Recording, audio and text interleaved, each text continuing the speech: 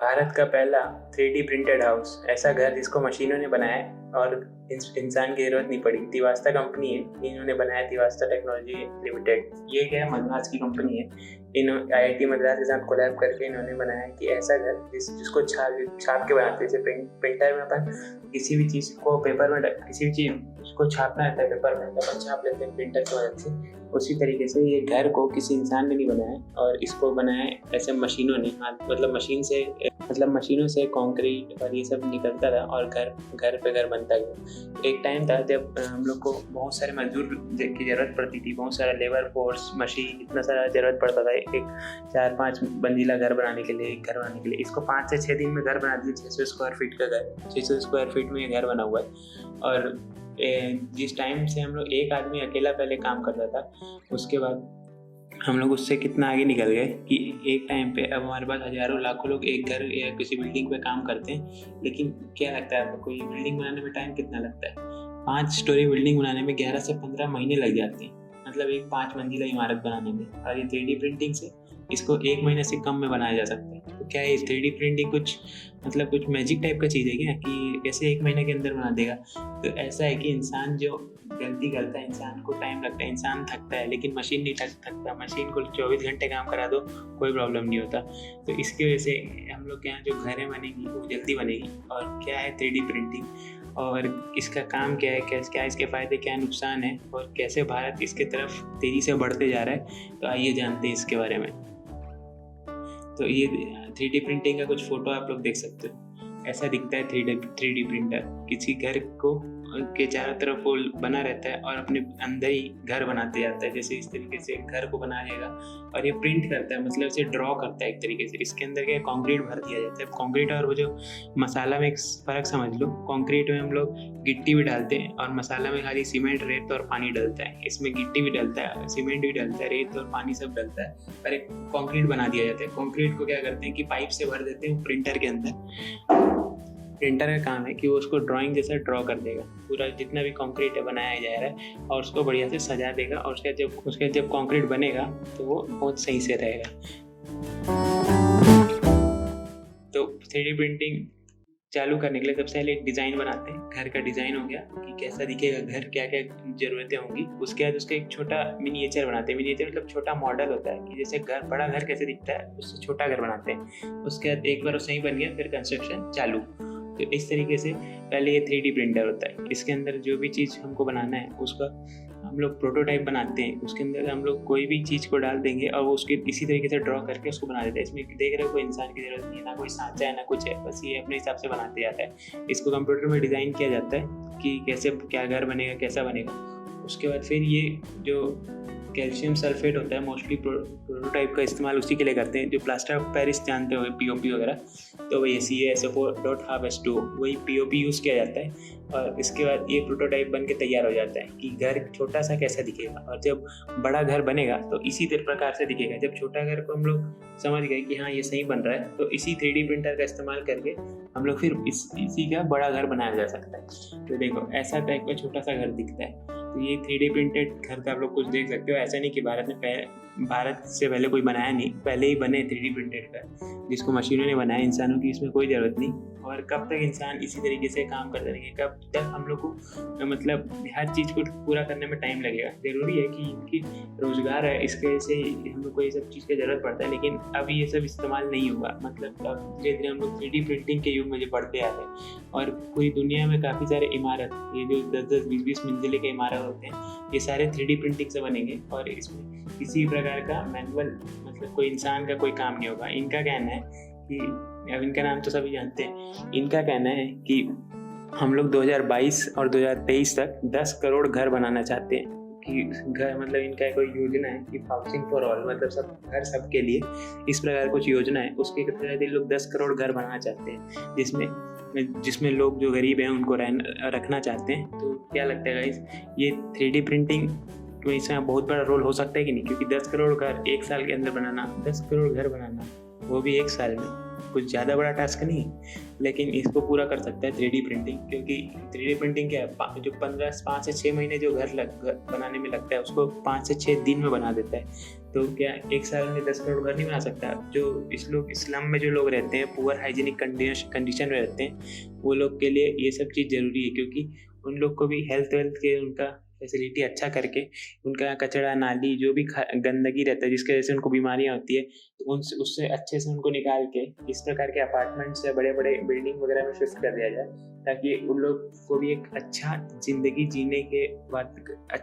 जीने का वातावरण मिले, उससे किसी का कोई नुकसान नहीं है। तो इसके लिए 3D प्रिंटर्स बहुत काम करेंगे। ऐसे जो घर बनाने रहते हैं, इस बनाने में तो सालों लग जाते हैं इस प्रकार के कॉलोनी बनाने में, लेकिन 3D प्रिंटर इसको कुछ महीनों के अंदर ख़त्म करके तैयार कर सकते हैं। तो क्या लगता है कि ये 3D प्रिंटर के जो चीज़ बनते हैं वो कमज़ोर होते हैं? अरे कमज़ोर नहीं होते, वो उससे भी ज़्यादा मजबूत होते हैं। अगर एवरेज घर किसी का 50 साल चलता है, तो वो जो 3D प्रिंटर से अगर उसी को घर को बनाया जाए तो वो 100 साल चलेगा। अगर कोई डैम है, उसमें अगर कहीं डैम नहीं है और उसमें पानी बहता है, मान लो कोई नदी है जिसमें पानी बह रहा है, हमको उसका पानी कंजर्व करना है। जैसे भारत से कितनी नदियों का पानी पाकिस्तान चले जाता है, हमको उस पानी को कंजर्व करना है ताकि हम अपने लिए इस्तेमाल कर पाएँ।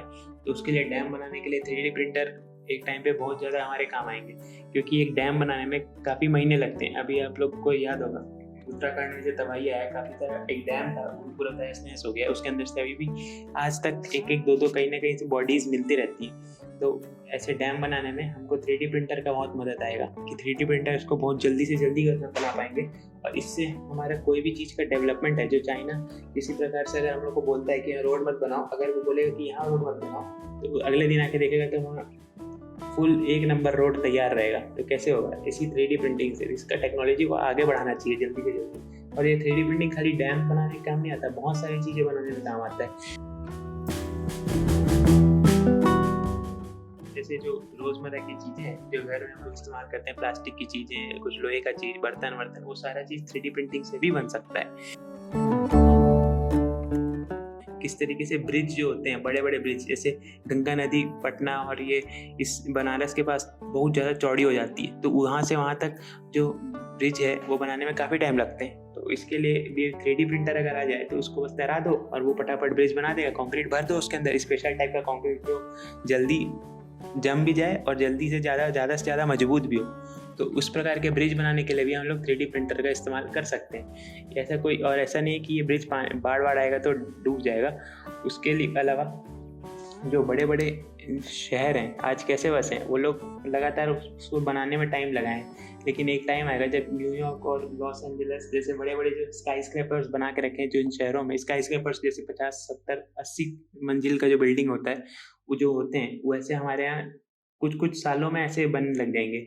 हमारी इंडियन आर्मी जो इधर उधर जब जंग पे जाती है तो उसके लिए मूवमेंट के लिए हमेशा ब्रिज, टनल, ये सब की ज़रूरत होती है। तो इसके लिए जो 3D प्रिंटिंग है वो बहुत बढ़िया काम आ सकता है।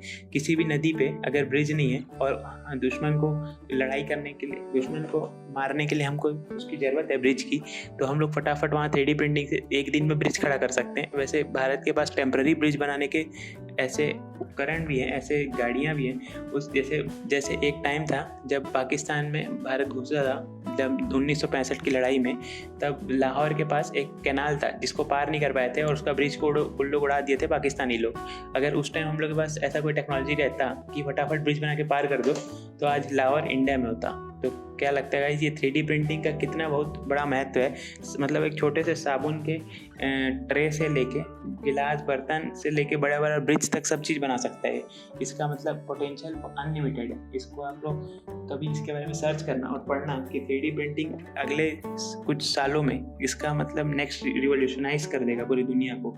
उसके अलावा इसके फ़ायदे और नुकसान, इंडिया में फ़ायदे और नुकसान की ज़रूरत होती है। किसी भी चीज़ को खरीदो तो फ़ायदा या नुकसान तो देखना ही पड़ता है। तो सबसे पहले क्या है, अपन काम की बात करते हैं फ़ायदे की।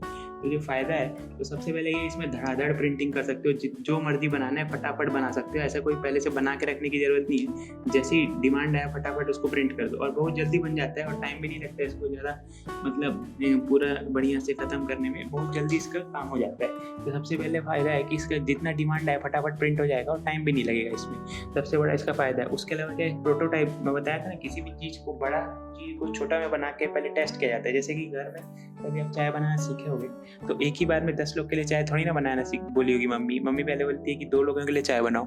2 लोग का अगर तुम्हारे से अच्छा बने तब फिर तो तुम्हारा ड्यूटी लग गया कि कोई भी परिवार, कोई भी फंक्शन, शादी, कुछ भी हो तो चाय तो तुमको ही बनाने, तुम बहुत बढ़िया चाय बनाते हो। तो इसलिए जो पहले बार बनाते हैं तो 2 लोगों के लिए बनाते हैं, उसी को बोलते हैं प्रोटोटाइप। पहले छोटा सा बनाते हैं, उसके बाद उसका बड़ा बना देते हैं। तो जो छोटा चीज़ बनाते हैं उसको प्रोटोटाइप बोलते हैं। उसके अलावा काफ़ी सारे जो डिज़ाइन होते हैं जो बहुत जटिल होते हैं, कॉम्प्लेक्स होते हैं, जिसको बनाना बहुत मुश्किल होता है, तो उसको अगर इंसान बनाएगा तो नहीं बना पाता, लेकिन अगर कोई मशीन बनाएगा तो कैसा भी डिज़ाइन बना लो, जो पसंद का तुमको डिज़ाइन बनाना है वो बना सकते हो। और उस मशीन तो पूरा आदमी की तरह, आदमी से ज़्यादा अच्छा है। और इसको पॉल्यूशन कम करने में भी इसका बहुत बड़ा हाथ होगा। यहाँ पे आप जो मैरीन पॉल्यूशन होता है, समंदर में जो जलीय प्रदूषण होता है, 45% जो हवा में प्रदूषण होता है वो सबसे ज़्यादा होता है किससे? जो सीमेंट और पेंट और ये सब जो होता है ना, जो जब घर बनते हैं तो ये सब वही जाके धूल उड़ता है और जाके पानी में बैठ जाता है और उसके फिर पानी को गंदा करता है। उसके अलावा 20% जो पेंट, केरोसिन ऑयल, ये सब पानी में बहा दिया जाता है, इस वजह से पॉल्यूशन होता है। तो अगर 3D प्रिंटिंग होगा, सामान वेस्ट नहीं होगा, ज़्यादा धूल नहीं उड़ेगा और फटाफट काम होगा। ये इसका सबसे बड़ा है कि हमको अपना पर्यावरण बचाना है, क्योंकि नहीं तो फिर मार्स में जाके रहना पड़ेगा वहाँ जाके। अब वहाँ आपको पता है कि रहने के लायक आज तक हमारे पास कोई जगह नहीं है। तो अगर पर्यावरण बचाओगे तो ज़िंदगी में बहुत आगे जाओगे। और उसके अलावा एक बात सोचो कि क्या हो कि हम लोग 36 राफेल मंगाए हैं फॉरेन से, फ्रांस से, अगर उसको हम लोग को 2 साल में हमको 36 राफेल मिल रहे हैं, तो क्या हो कि अगर हमको 1 महीने के अंदर 36 के 36 राफेल मिल जाए, साल में हम लोग कितना राफेल बना डालेंगे? तो वो 3D प्रिंटिंग की मदद से।